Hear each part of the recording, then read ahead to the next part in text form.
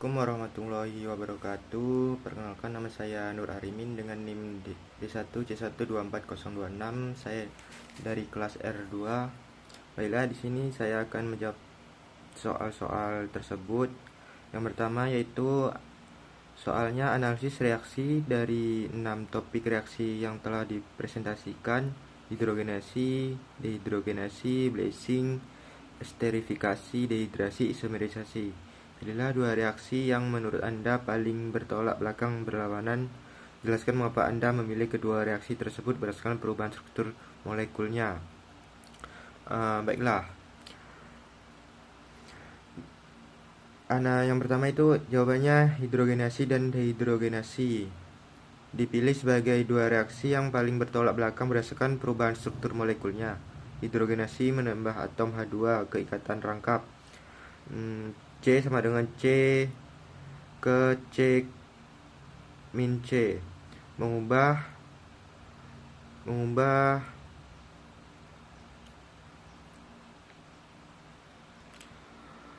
semua tak jenuh menjadi jenuh. Contohnya minyak nabati cair diubah menjadi margarin padat. Dehidrogenasi justru melepaskan atom H dari molekul, mengubah ikatan tunggal menjadi rangkap. Alkana ke alkena atau gugus CH ke OH. Gugus CH/OH ke C sama dengan O pada kerja enzim dehidrogenase. Keduanya merupakan reaksi kebalikan satu sama lain dari sudut pandang perubahan derajat kejenuhan struktur molekul. Satu menjenuhkan ikatan, satu lagi membuat ikatan menjadi tak jenuh. Untuk soal kedua yaitu katalis. Hampir semua reaksi rekayasa proses membutuhkan katalis. Jelaskan fungsi utama katalis dalam reaksi kimia industri dan berikan satu contoh spesifis.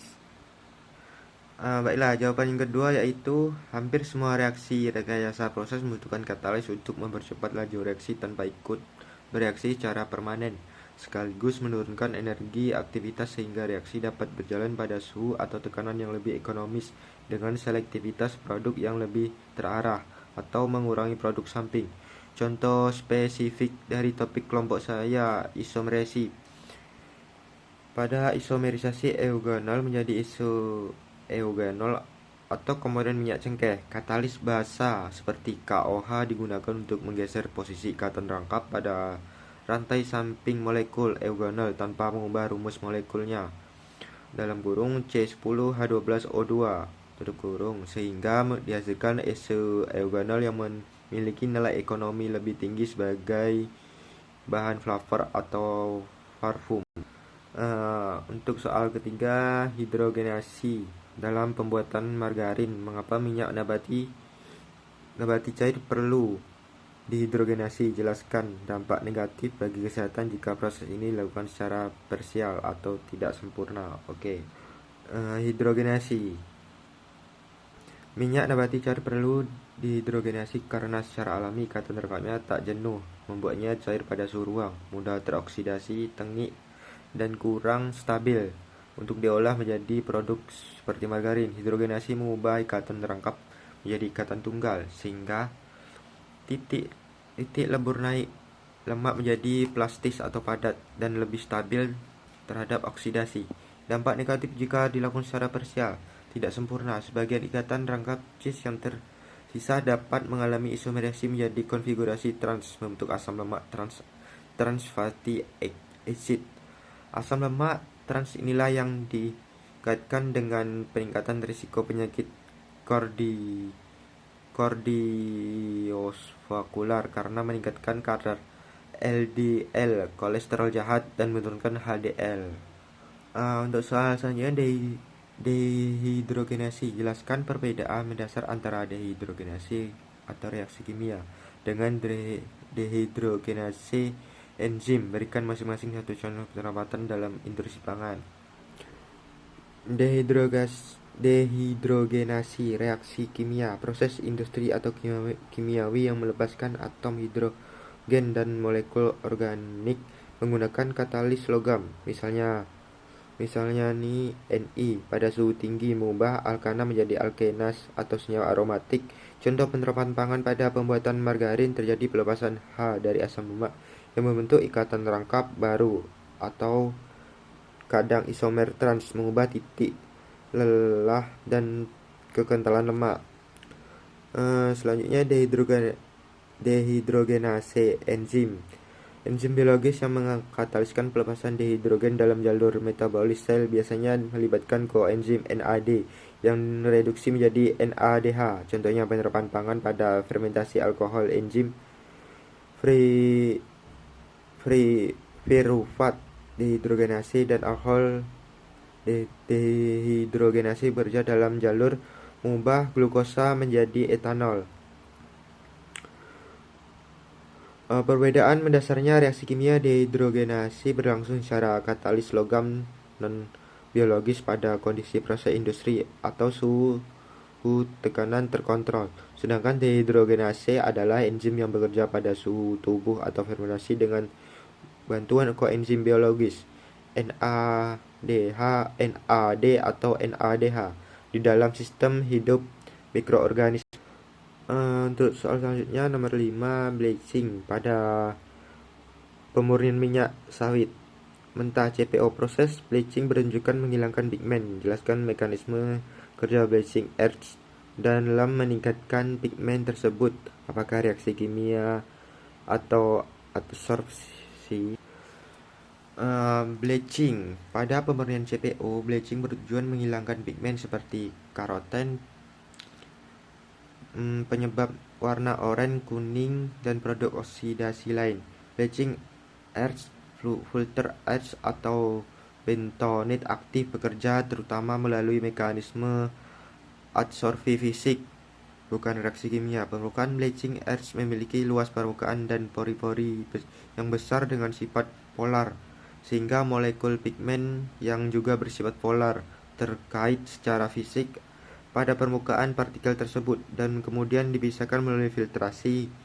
Ini berbeda dari deodorisasi atau menggunakan uap atau panas atau hidrogenasi, reaksi kimia sejati. Untuk soal nomor selanjutnya yaitu esterifikasi. Biodiesel adalah produk esterifikasi atau transesterifikasi. Mengapa bahan baku minyak dengan asam lemak bebas FFA tinggi harus melalui tahap esterifikasi asam terlebih dahulu sebelum transesterifikasi basa? Baiklah.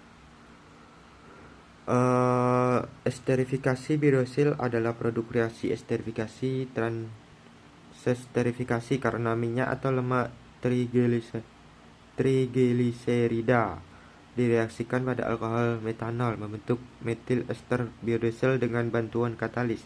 Jika kadar asam lemak bebas FFA dalam minyak tinggi, FFA ini akan bereaksi dengan katalis basa pada tahap transesterifikasi membentuk asabun atau reaksi spornifikasi, bukan ester. Sabun ini menyulitkan pemisahan biodiesel gliserol dan menurunkan rendemen. Karena itu, FFA tinggi harus terlebih dahulu mengkonversi melalui esterifikasi dengan katalis asam, misalnya H2SO4 menjadi metil ester, sehingga kadar FFA turun ke level aman sebelum masuk tahap transesterifikasi basa.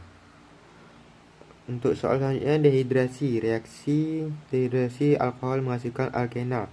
Namun dalam pengolahan pangan, istilah dehidrasi sering menunjukkan pada pengeringan.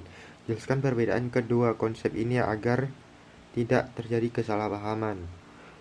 Dehidrasi. Reaksi dehidrasi alkohol secara kimia menghasilkan alkena dengan melepas molekul air H2O dari molekul alkohol, biasanya dengan katalis asam atau panas.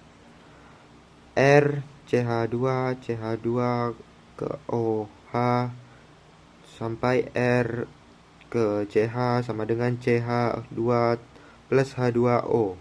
Sementara istilah dehidrasi dalam pengolahan pangan, misalnya pengeringan buah, atau merujuk pada proses fisik penghilangan kadar air dari bahan pangan melalui penguapan, panas, udara, atau sinar tanpa terjadi reaksi pemutusan ikatan kimia yang membentuk senyawa baru. Kesalahpahaman muncul karena kedua proses sama-sama menghilangkan air. Padahal mekanisme berbeda total. Satu adalah reaksi kimia mengubah struktur molekul, satu lagi adalah proses fisik, hanya mengubah kadar air bebas. Untuk selanjutnya, kondisi operasi. Pilih salah satu topik reaksi, sebutkan 3 faktor, misal suhu, tekanan, pH, waktu, yang paling kritis mempengaruhi keberhasilan reaksi tersebut. Apa yang terjadi jika faktor tersebut tidak soal selanjutnya itu isomerisasi. Sirup fruktosa tinggi HFCS lebih manis daripada gula gluktosa biasa. Jelaskan peran reaksi isomerisasi enzimatik dalam mengubah sifat kemanisan tersebut tanpa mengubah rumus molekulnya. Isomerisasi enzimatik dalam mengubah HFCS mengubah glukosa menjadi fruktosa menggunakan enzim gluktosa isomerisasi tanpa mengubah rumus molekul tetap C6H12O6. Yang berubah hanyalah susunan atau struktur atomnya. Glukosa, aldosa, gugus aldehid diisomerisasi menjadi fruktosa, ketosa, gugus keton karena fruktosa memiliki tingkat kemanisan relatif lebih tinggi dibanding glukosa meski rumus molekulnya identik. HFCS hasil isomerisasi sebagian gluktosa menjadi fruktosa terasa lebih manis daripada gula glukosa biasa walau nilai kalorinya setara. Soal selanjutnya itu kondisi operasi. Pilih satu topik, sebutkan 3 faktor, misalnya suhu, tekanan, pH, waktu, dan keberhasilan reaksi tersebut. Apa yang terjadi jika faktor tersebut tidak terkait. 3 faktor operasi paling kritis pada isomerisasi enzimatik yaitu suhu. Enzim isomerase memiliki suhu optimum tertentu. Suhu tertentu rendah membuat reaksi berjalan lambat. Suhu terlalu tinggi mendenaturasi enzim sehingga aktivitas katalik hilang total. pH. Enzim sangat sensitif terhadap pH di luar rentang optimum. Struktur aktif enzim berubah dan laju konversi glukosa fruktosa turun drastis. Waktu reaksi, waktu kontak terlalu singkat menghasilkan konversi rendah. Rasio fruktosa kecil kurang manis terlalu lama dapat memicu reaksi samping degradasi atau pencoklatan yang menurunkan kualitas produk. Jika salah satu faktor ini tidak dikendalikan, hasilnya adalah konversi produk yang tidak konsisten, penurunan rendemen, atau bahkan kerusakan atau inaktivasi katalis enzim. Untuk soal terakhir yaitu pemahaman berdasarkan seluruh materi presentasi teman-teman sekelas. Baiklah. Menurut saya reaksi isomerisasi enzimatik kelompok saya yang berjudul isomerisasi memiliki potensi besar untuk dikembangkan lebih lanjut. Secara ekonomi, isomerisasi memungkinkan konversi bahan baku murah dan melimpah seperti pati, singkong, atau jagung lokal menjadi produk bernilai jual lebih tinggi. HFCS flavor seperti isoeugenol dari minyak cengkeh tanpa perlu impor bahan substitusi gula. Secara teknis, prosesnya relatif ramah energi dibanding hidrogenasi yang membutuhkan gas H2 bertekanan tinggi. Karena banyak proses isomerisasi pangan berjalan dengan katalis enzim pada suhu moderat atau cocok dengan ketersediaan bahan agraris Indonesia, tebu, singkong, cengkeh, dan mendukung diversifikasi produk pangan pertanian bernilai tambah tinggi tanpa investasi infrastruktur energi yang besar. Terima kasih.